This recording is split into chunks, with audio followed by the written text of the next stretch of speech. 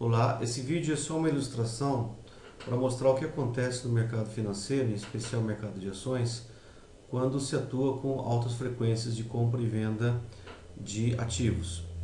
Maiores detalhes vocês podem encontrar no www.mudançasabruptas.com.br. Como exemplo, se a gente utilizar o modelo do tipo presa-predador, um modelo baseado em equações diferenciais, a gente tem duas equações diferenciadas, ou seja, duas derivadas de variáveis em relação ao tempo, onde na primeira equação a gente tem, no modelo de presa, a presa cresce proporcional ao número de presas existente e desaparece ou morre em função da relação com o predador.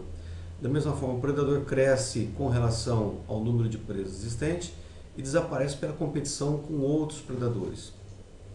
Então, um gráfico seria, por exemplo, como esse, o resultado final. O predador começa a crescer à medida que o número de alimento é farto e começa a declinar à medida que o número de presas começa a diminuir. E ele começa, então, a competir com outros da mesma espécie. Isso forma um ciclo, né, um ciclo que tem uma certa estabilidade, que pode ser afetada por uma atividade externa. Então vamos imaginar que, por exemplo, no mercado financeiro, as atuais atuações de robôs algoritmos ou de informações nada fidedignas em relação ao mercado, que mexem com a estrutura do sistema dinâmico através de uma perturbação aleatória. Como seria isso então em termos de simulação? Vamos imaginar então, vamos pegar aqui como exemplo o Simulink. Simulink é um software bem interessante, é um software que roda dentro do MATLAB e que pode ser simulado ou fazer simulação de equações diferenciais sem resolver, na verdade, na mão, em termos de cálculo, por pessoas que tenham uma certa noção de equações diferenciais. Aqui a gente tem blocos, por exemplo, no caso que seria um bloco com a presa, aqui um bloco com o predador, e aqui uma ligação onde eu vou simular que depois de 5 períodos, 5 dias, 5 minutos, perturbação aleatória, uma perturbação externa forte, atue sobre o mercado.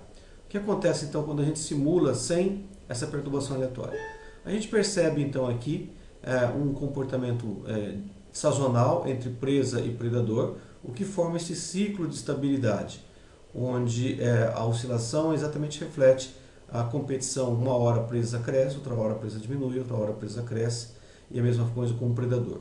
Agora, se eu colocar incerteza, colocar uma certa incerteza aleatória neste modelo, vamos supor aqui que eu coloque uma perturbação aleatória que tem um ganho, ou seja, ele entra com o fator 1 e tem uma média 1 e uma variância 1. O que acontece com esse sistema dinâmico quando a gente simula? Então, simulando esse sistema dinâmico, a gente observa que o que tinha um ciclo estável começa a desaparecer numa das variáveis. Tá?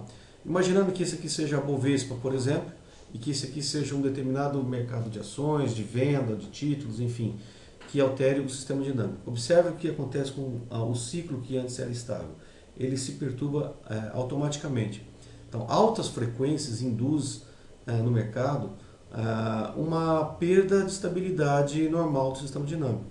Se eu aumentar, por exemplo, colocar mais dúvida no sistema, posso ir simulando várias vezes com resultados diferentes. Observe que cada simulação tem um resultado diferente. Se eu simular agora, por exemplo, com um forte ganho, ou seja, que há uma informação forte no mercado que pode atrapalhar, quando eu simulo ele, olha o que acontece com o mercado. Ele cai e fica, aqui no caso, fica zero porque é só um exemplo, mas aumentou-se a frequência e diminuiu-se de uma vez com a estabilidade que existia no sistema. Isso simula, por exemplo, uma recessão, um longo período de recessão. Por isso que eu insisto no site que altas frequências, atuações com robôs, por exemplo, automáticos, fazem com que o mercado perca a estabilidade original dele, que o ciclo de crescimento e decrescimento original desapareça.